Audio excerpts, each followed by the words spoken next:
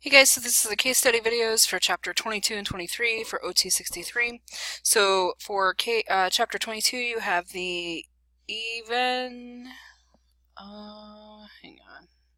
Yes, even case studies for congenital malformations, deformations, and chromosomal abnormalities.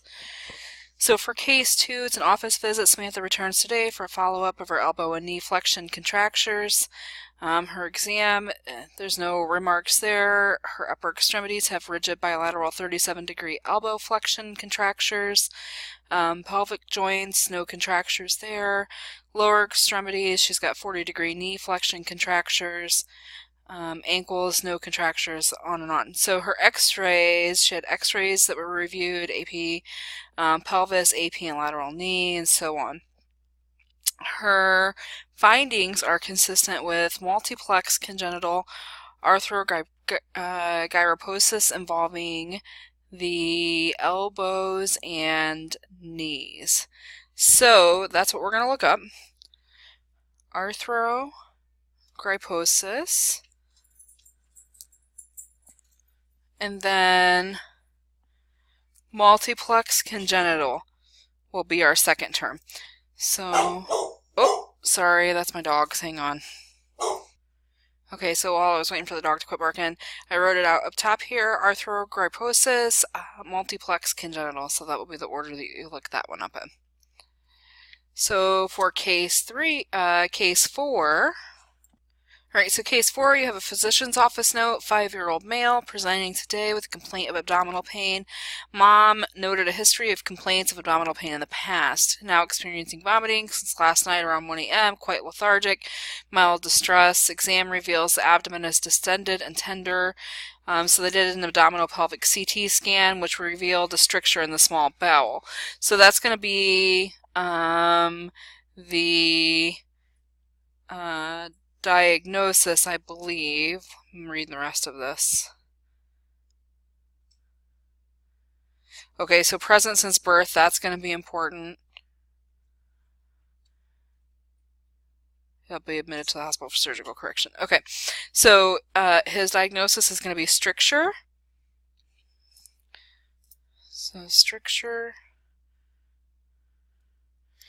And then of the bowel.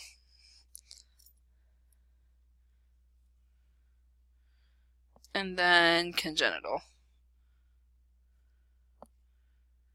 Now, I am going to notate here that that stricture is probably going to have a C also for obstruction. And if that's the case, you'll want to follow those to the C also, and then look up bowel for obstruction, and then look up bowel obstruction congenital. Alright, so for case 6 down at the bottom, the physician's office notes for an 84-year-old male patient recently diagnosed with polycystic kidney disease presents today to discuss treatment options. He has no end-stage renal disease symptoms or this down here. Any acute symptoms? Talk to him and his wife. It's progressive disease. More than likely he'll need dialysis as the disease progresses. He's instructed to follow up in 8 weeks. So then his diagnosis is going to be polycystic, and I'm just going to write it here so I don't have to flip the book back over. Kidney disease.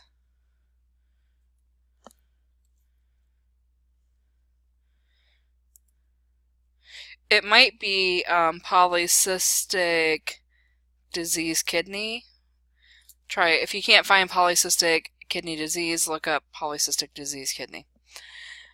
Alright, so moving down to case 8. It's a NICU consult for a 16-hour newborn due to a loud systolic heart murmur. Chest x-ray shows decreased pulmonary vascular marking, boot-shaped cardiac silhouette.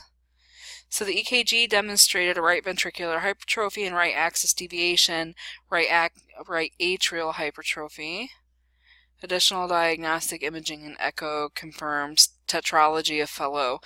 So the tetralogy of Fallot is going to be the diagnosis, and that is what you are going to look up here. Tetral.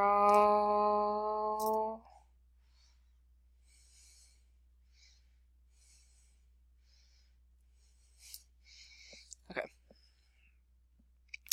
Lastly, down at the very bottom, case 10. 3-year-old female child, parents return to the office today, follow up after a series of tests that include muscle biopsy and electromyography. Upon exam, child is walking with waddle gait to a walking. Diagnostic testing confirms muscular dystrophy, so that's what you're going to look up. You're going to look up dystrophy.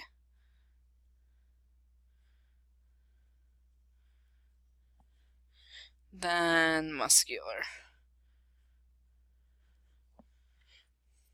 Okay, so that's it for chapter 22. I'm going to flip to chapter 23, and I'll be right back. Okay, so this is chapter 23, case studies. You have odd case studies. Now, I want to remind you that chapter 23 is signs and symptoms and abnormal clinical lab findings. So it is very possible in this chapter that you are going to code a symptom or a sign in lack of a definitive clinical diagnosis. Okay, so keep that in mind. So for case 1, we have a physician's office visit, chief complaint, patient fell walking up the steps last night. She states that she's also having a severe headache since the fall. Okay, so everything looks normal. Upon exam, no swelling of the ankles, no other areas of pain reported. Patient was instructed to go to the hospital radiology department for a CT of the skull. They gave her Tylenol 3 for the headache. So at this point, her diagnosis is going to be a headache, because until they get those definitive scans back, or those scans back that they can make a definitive clinical diagnosis from, her diagnosis at this point is a headache. That's all we can diagnose her with. So you are going to look up headache.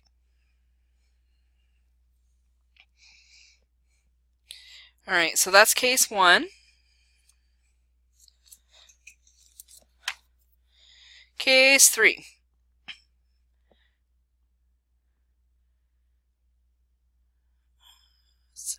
Male. No recent injury or trauma to the abdomen. Feels fine otherwise. History positive for alcohol 6 per day. And a cigarette smoking 3. Whew. Dang. Alright, read through. Ascites. Okay, so lab results reveal white blood cell count to be at 400 cells per milliliter. The diagnosis at this time is generalized ascites.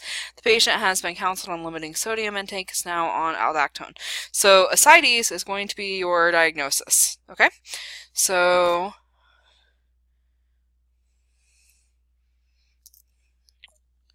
ascites. Did I spell that right? Yes.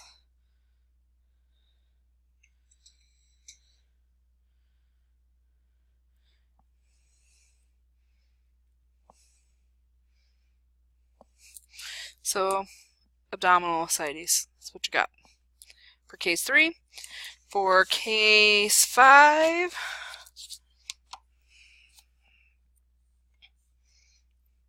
Miss Black presents today. She's feeling tired.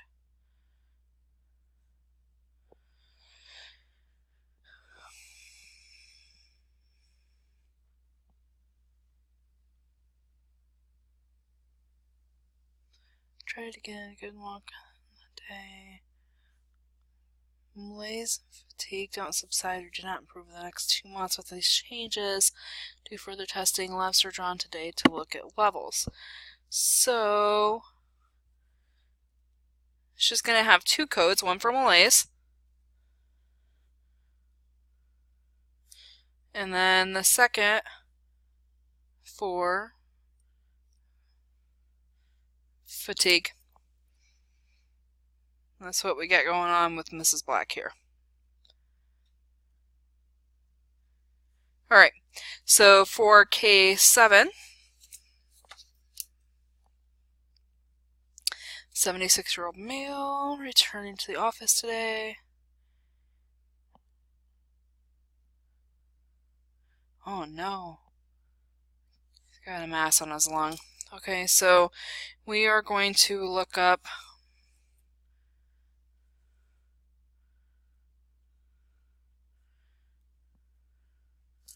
mass on the lung.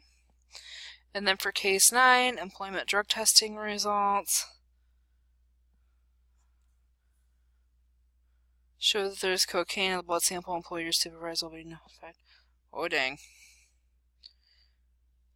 Alright, so then you're gonna look for code for findings, abnormal, and then you will look for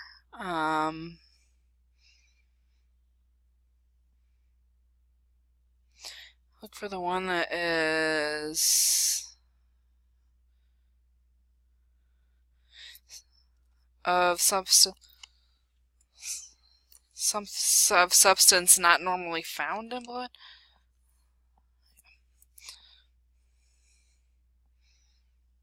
I'm going to put that in parentheses.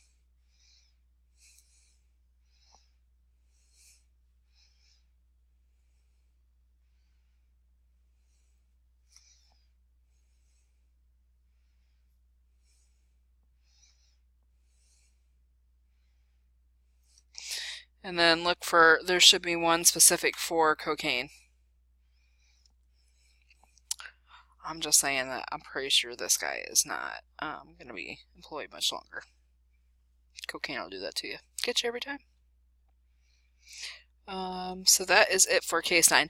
Okay, I think that's it for chapter 22 and 23. If you guys have questions, let me know. Thanks, guys.